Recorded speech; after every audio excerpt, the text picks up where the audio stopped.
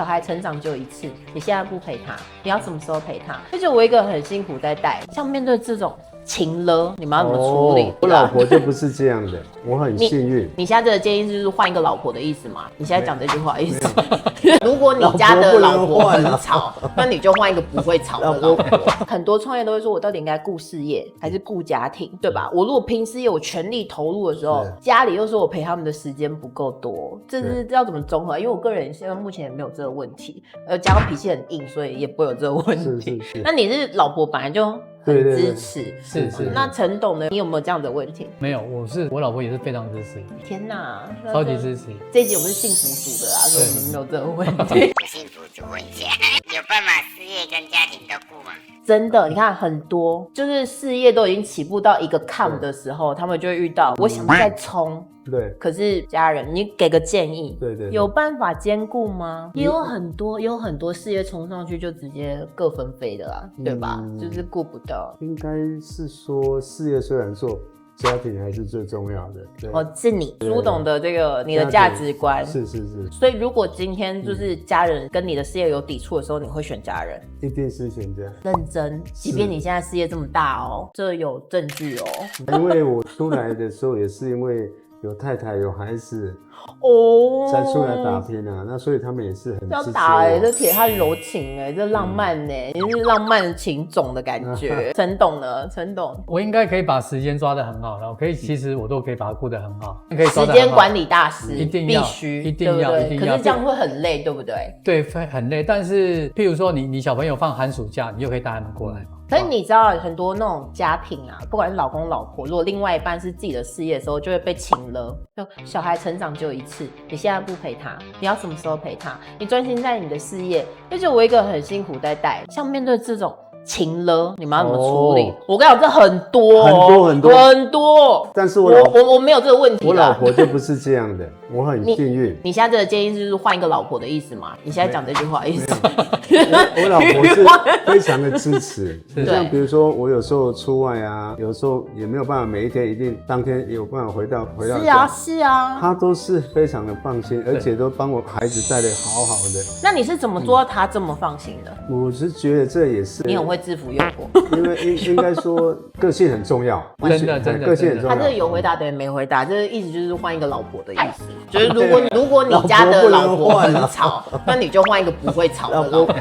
你就讲的是，你这个建议那个不幸福组的不会采用。那陈董的，我跟我们苏董一样，我其实很幸运，我老婆都很支持我，要把小朋友带好，而且她都希望我出去这样子。不幸福组的，我可以救你改运。你私讯我。可是我个人啊，我觉得家庭跟事业，我会选事业。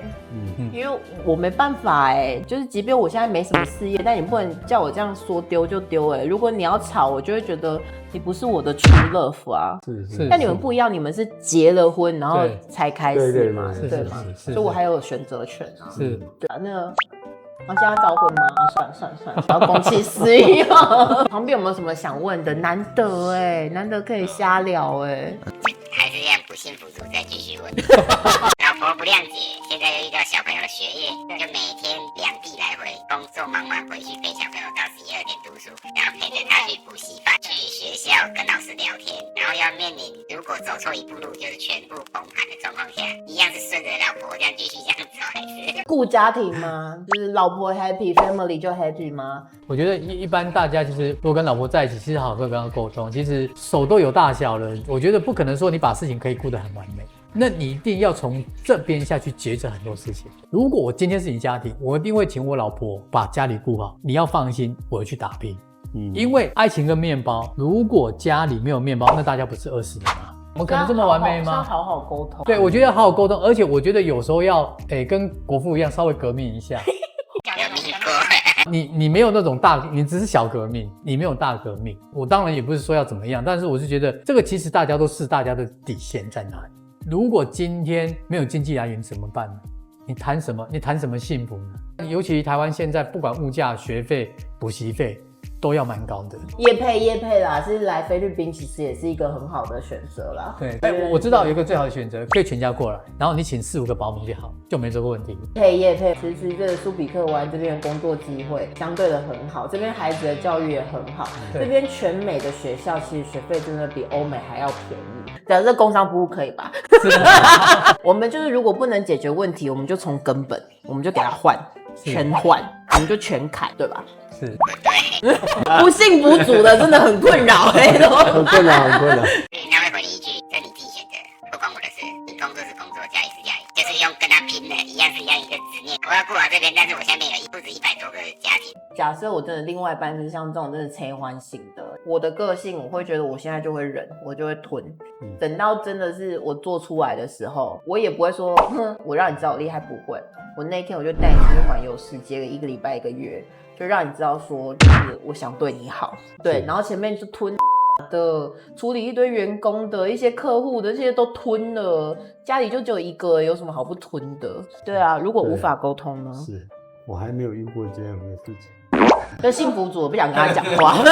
那我们假设真的无法沟通，如果我的话，我还是以时间上下去做运作啦。哇塞，这个就是有办法面面俱到的耶，真的是公关性。因为我们外交部的嘛，我会把时间运用到淋漓尽致。陈董的答案就是没有什么是不可能，就是你要不要做而已。对，然后苏董就是我就相信我会很幸福，所以我就一直很幸福，所以我不会有这个问题，我很幸福。如果在台中住，你在云林来回不方便，那我全家就搬到云林住了嘛，你时间不是多很多出来吗？有考虑到小孩子教育。可是我觉得教育其实云林也有很多好的学校啊，云林总不能没有县长，他没有很会读书的人吧？对，你也不会说教育就是在哪里才好。而且小朋友是，我就觉得小朋友教育有些是职校、职业学校，他们做的出来非常好啊。你看现在苏董，像我读专科毕业，苏董国高中毕业，那他的成就就在我们之上。你看，我觉得教育不一定是很一定的，只要说有去做过功课，把全家都在云林的话，你来回这个2、3个小时，我觉得就是自己的时间。其实这是显而易见的。陈董的人格特质，他就是属于没有什么事情是我 handle 不了的，就是我 handle 不了，就是代表我没有找到可以说服你的理由。那我就会去想办法把这个理由找出来，然后去说服你。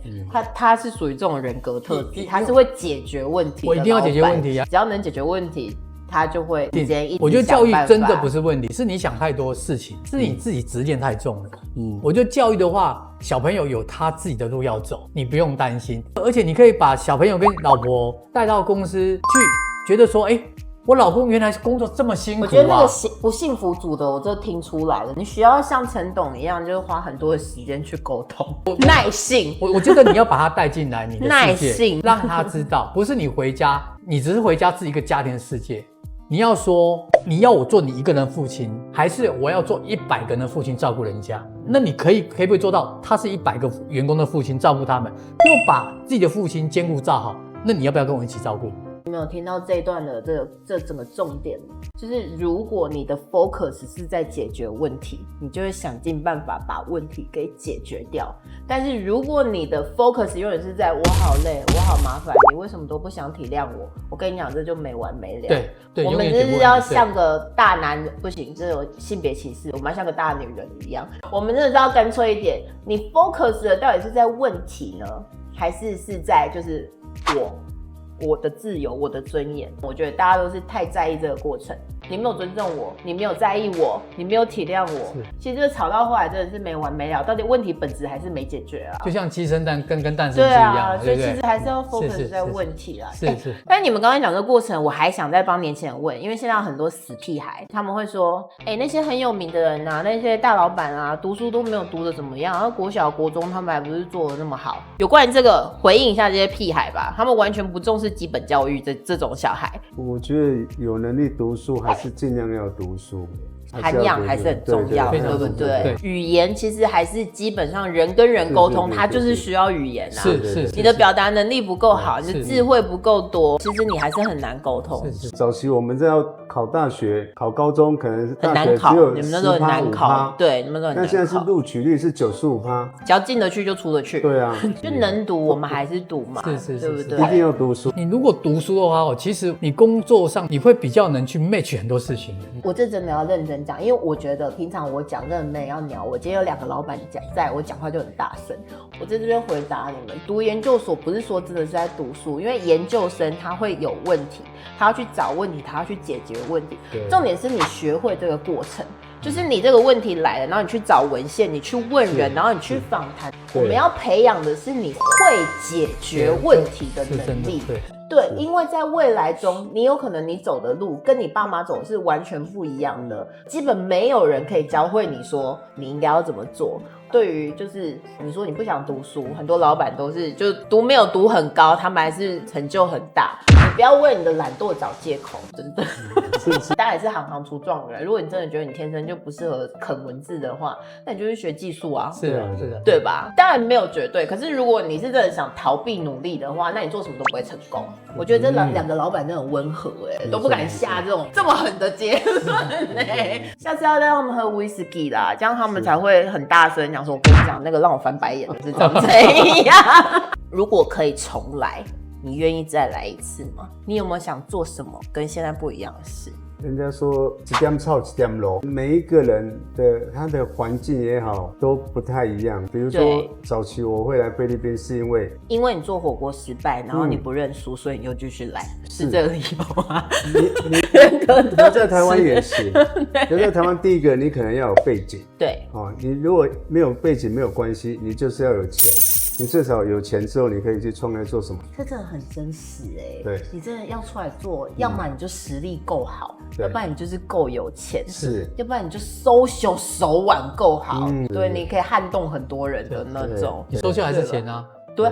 真的收线你不用钱吗？收秀主讲了一句很中肯，收秀也是要钱的。对啊，台湾当然有环境，留在台湾当然是也 OK。但是，一旦你没有金钱上面的支柱，没有这些什么背后的一些背景，我是觉得有时候还是要出来看一下不一样的世界，闯荡一下不一样的环境，看能不能遇到什么机会。就是如果有机会，我们就探索。对。那陈董呢？我还是愿意，我是从不后悔走这条路。觉得一个人关关难过关关过，失败真的要当作经验，不要去怕。小朋友真的不要怕失败，像打游戏一样嘛。你打游戏有一项能晋级这么多级呢？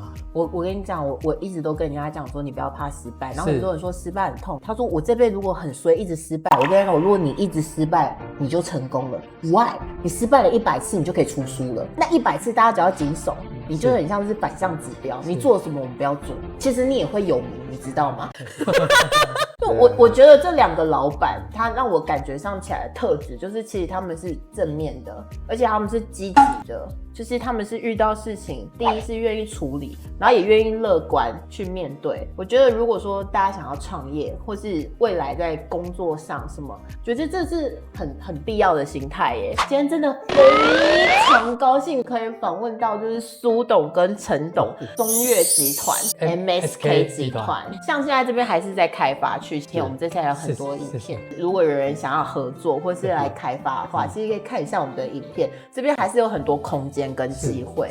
对，但是如果你想要来的话，也要找我们哦，你自己没有办法飞过来哦，哈。